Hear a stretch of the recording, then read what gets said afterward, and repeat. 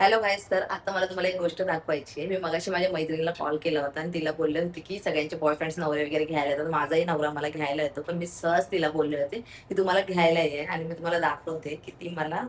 एक मिनिट तुम्ही बघा, खूप मस्त वाटतं. ही फिलिंग पण खूप छान आहे की फ्रेंड्स लोक वगैरे आपल्यासाठी छोटीशी गोष्ट करतात ना, खूप मस्त वाटतं. एक चल दाखवते.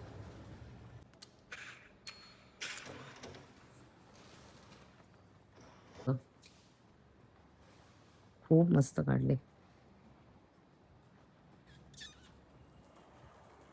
आपण बघूया ती आपल्यासाठी कुठे थांबले. ओके. ओय,